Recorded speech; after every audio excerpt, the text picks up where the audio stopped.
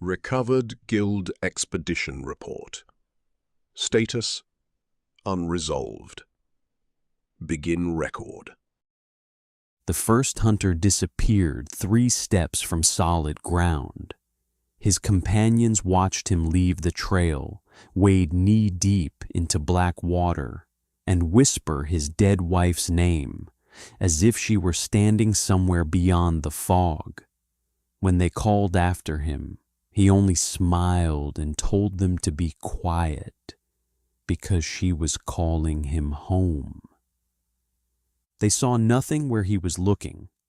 They heard nothing except insects humming between the reeds and the soft movement of water around his legs. But the hunter insisted his wife was there, standing beneath the crooked mangroves with her lantern raised, wearing the same blue shawl she had been buried in 6 years earlier.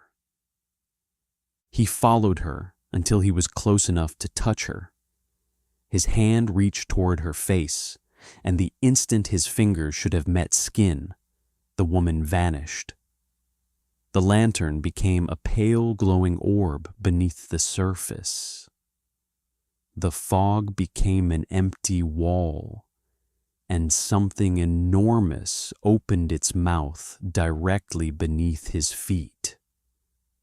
The swamp swallowed him in a single violent splash. By the time his companions reached the spot, there was no body and almost no blood, only bubbles rising through the mud. Far below them, a Gobul settled back into the darkness with a living man trapped inside its stomach, while the strange lure above its head began glowing brighter than before. And several miles away, another hunter suddenly heard her mother calling from the swamp. Gobul has never needed speed to hunt. Beneath the wetlands, where mud conceals its enormous body and murky water hides the outline of its jaws, patience has always been enough. It buries itself beneath the bottom, leaves its whiskers and lure exposed, then waits for something foolish enough to wander within reach. But this Gobul had learned something more useful than camouflage. Somewhere in the stagnant depths, whether through mutation, diet, or some grotesque adaptation no guild researcher had documented, the organ inside its luminous lure had changed. Its light no longer existed simply to attract curious prey. Whenever the lure pulsed, microscopic particles drifted into the humid air. They mixed with the mist rolling above the water and entered the lungs of anything nearby. Once inhaled, the pheromone did not make victims confused in the ordinary sense. It searched through memory and gave their grief a voice. A hunter mourning his daughter might hear her laughing between the reeds. A widow might see her husband waiting beside a flooded tree. Someone who had abandoned a friend could hear that friend begging them not to leave again. The hallucination seemed to understand exactly which face could make its victim ignore every survival instinct they possessed. The locals eventually gave the creature a name: the Prankster Gobul. It sounded almost harmless until people understood what its favorite joke was. It made the dead ask you to come closer, and only revealed the punchline when you reached out to embrace them. The guild first recognized something unusual after receiving reports from a fishing settlement bordering an enormous wetland. People had always vanished there occasionally, but now experienced fishermen were walking voluntarily into dangerous water. survivors described them speaking to empty patches of fog moments before disappearing. A hunting party of 5 was sent to investigate. Their leader, Garen, was an older hunter who had survived Lagiacrus attacks, flooded caverns, and enough Gobul hunts to know exactly how the species behaved. With him came Nira, a bowgunner, Tovan, a lancer, 2 younger hunters named Pel and Aris, and a palico trained to detect submerged monsters. They entered the wetlands shortly before sunrise. Fog covered the water so densely that trees 20 meters away looked like charcoal marks drawn against gray cloth. Their boots sank into warm mud, insects clung to their armor, and somewhere beneath the floating plants, something heavy occasionally shifted without breaking the surface.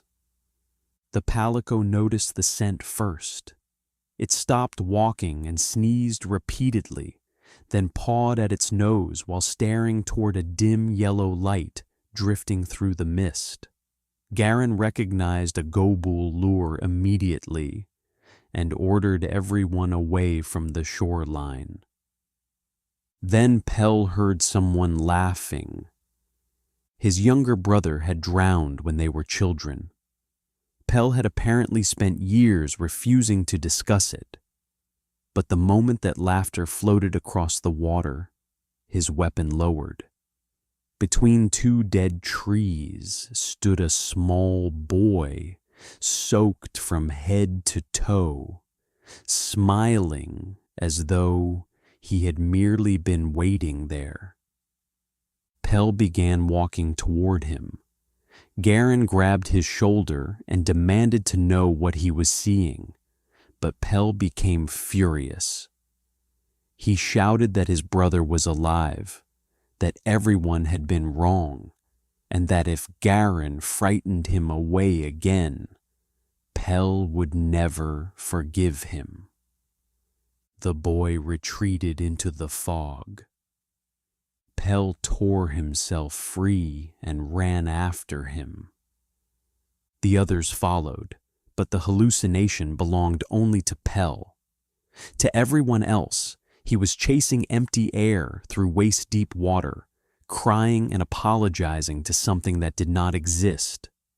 The deeper he went, the softer his voice became, until he stopped beside a cluster of floating weeds.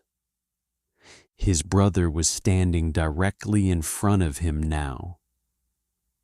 Pel reached forward. At touching distance, the boy's face collapsed. There was no gradual distortion and no monstrous transformation. One moment, Pel saw his brother smiling at him, and the next, there was nothing but fog.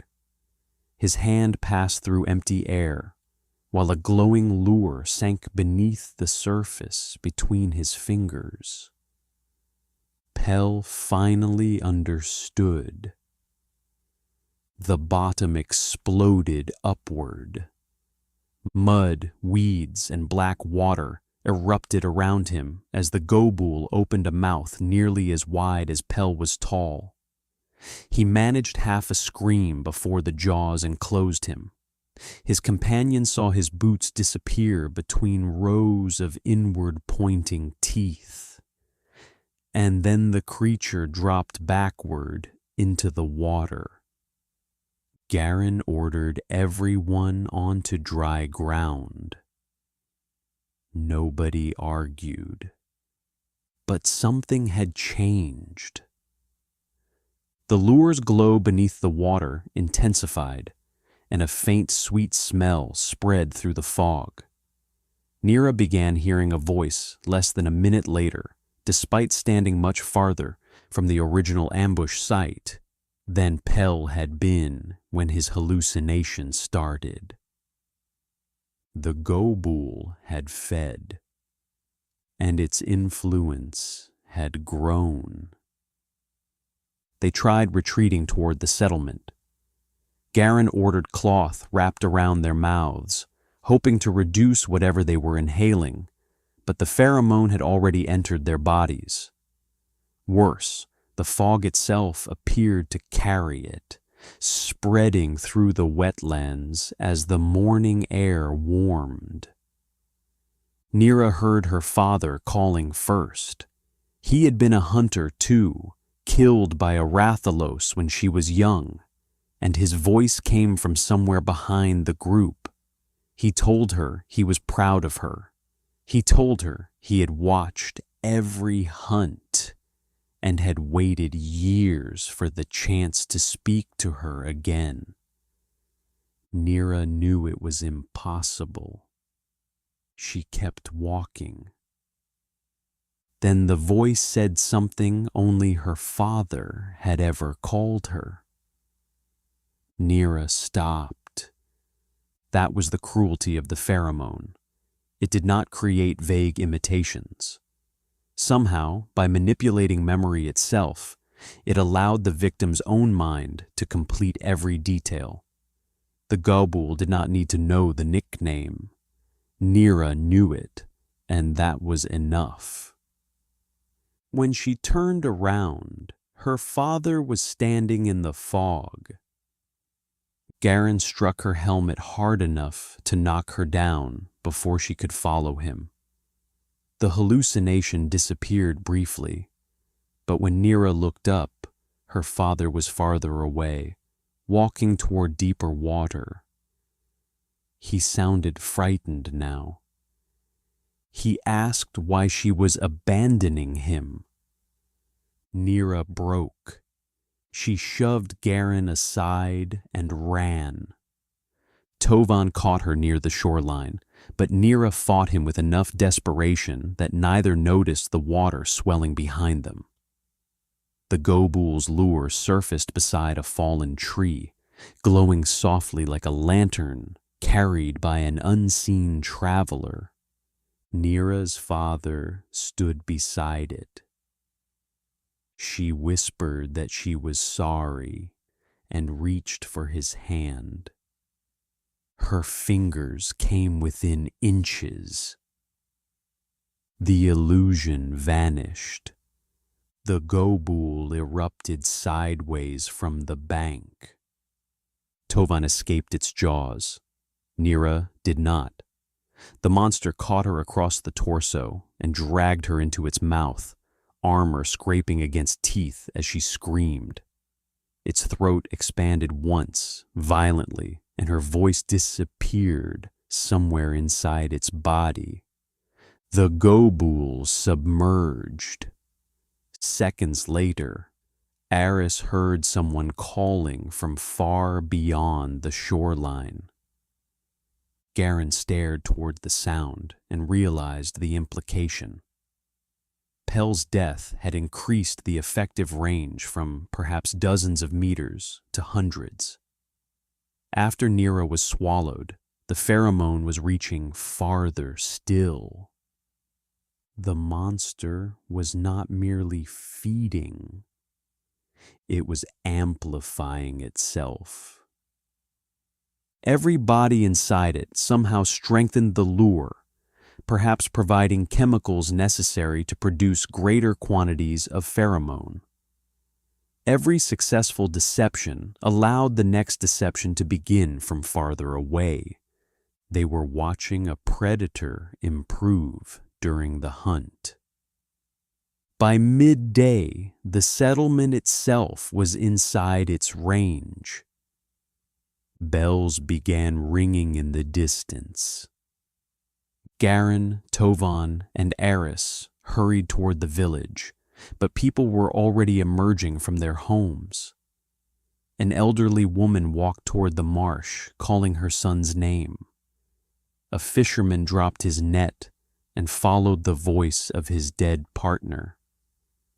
Children cried because they could hear relatives calling from places their parents insisted were empty. The wetland filled with voices, not real voices, but memories wearing voices. Garan ordered everyone indoors and demanded they block windows and cover their mouths. Some listened, others could not. The pheromone had found grief older than reason, and people began slipping through doors or climbing through windows to follow familiar silhouettes wandering between the trees. The Gobul no longer needed to hunt. The swamp was delivering prey to it.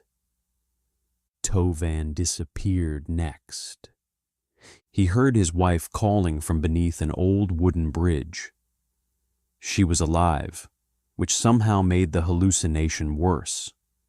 He convinced himself she must have followed the hunting party after becoming worried, and by the time Garan realized Tovan was missing, the Lancer was already kneeling beside the water. His wife stood beneath the bridge. She was crying. Tovan approached carefully, perhaps remembering what had happened to Pel and Nira. He kept his lance raised and asked questions only his real wife should know. The apparition answered everyone correctly, because the answers came from Tovan himself. Eventually, he lowered the weapon. His wife reached toward him. Tovan reached back. Their fingertips almost touched. Then her hand disappeared. The entire woman collapsed into fog, revealing the pale lure floating where her chest had been. Beneath it, two enormous eyes opened in the mud. Tovan tried to drive his lance downward. The Gobul was faster. Its mouth burst from beneath the bridge and engulfed him head first. His lance remained wedged between the planks after his body vanished, vibrating from the force of the strike, while the monster dragged itself back beneath the surface. A third kill. The lure brightened again. This time, the effect was immediate. People in another settlement several miles downstream began walking toward the water. By evening, guild outposts beyond the wetlands were reporting voices in the fog. Hunters who had never entered the swamp were seeing dead companions between trees. Travelers on distant roads heard mothers, husbands, daughters, mentors, and friends calling from drainage channels beside the path. The Gobul's hunting ground was expanding with every swallow. Aris wanted to burn the marsh. Garan told him there was no time. They needed to kill the creature before another victim reached it. But finding it meant following the lure. Garan tied a rope around his waist and gave the other end to Aris. He ordered the young hunter to pull him back the moment his behavior changed, regardless of what Garan said. Then they entered the fog.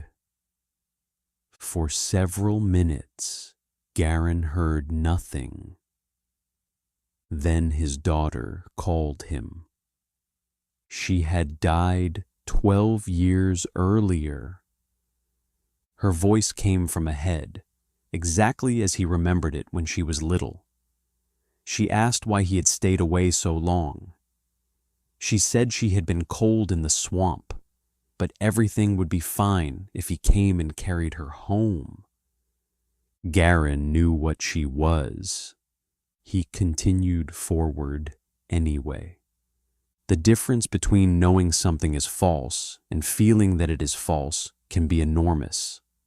His mind understood that his daughter was dead, but every other part of him recognized the child standing in the fog. She smiled. Garen began crying. Behind him, Aris tightened the rope.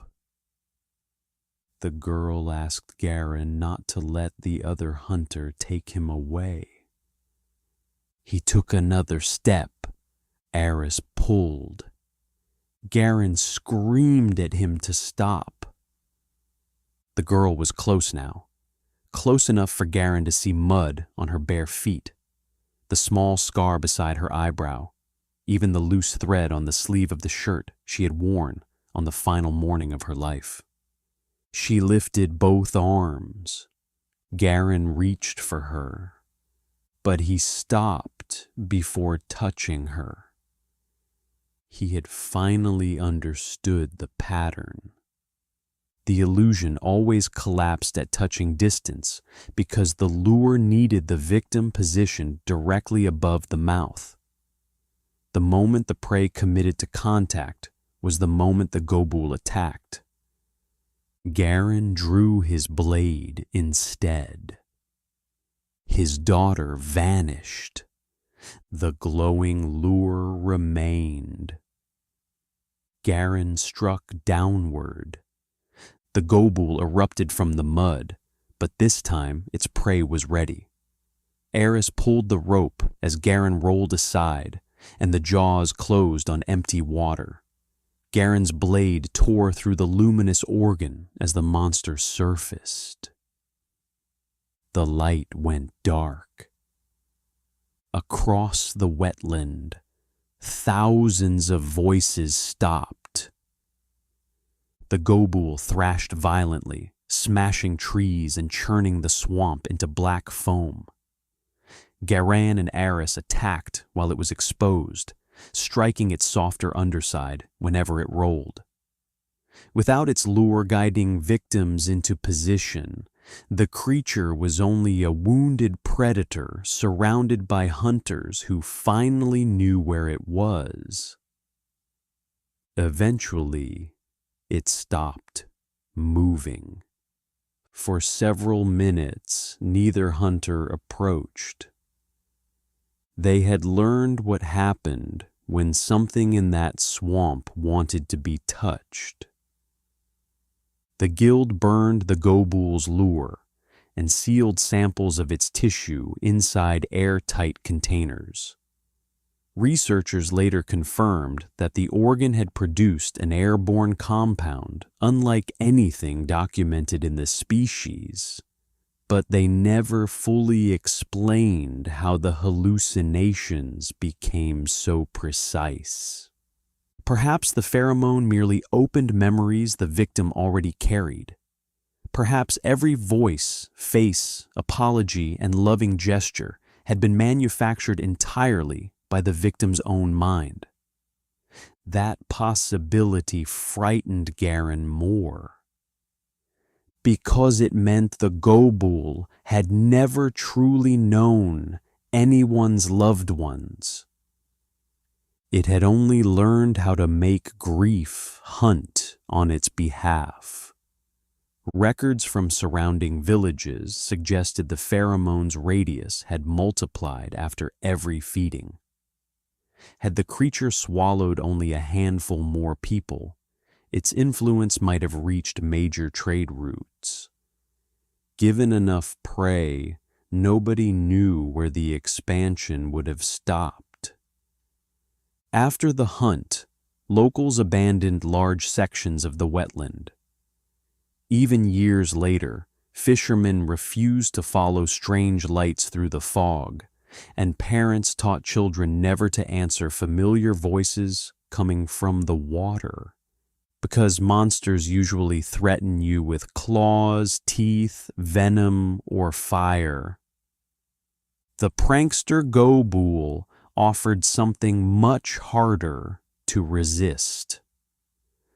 One more conversation, one more apology, one more chance to hold someone you thought you had lost forever.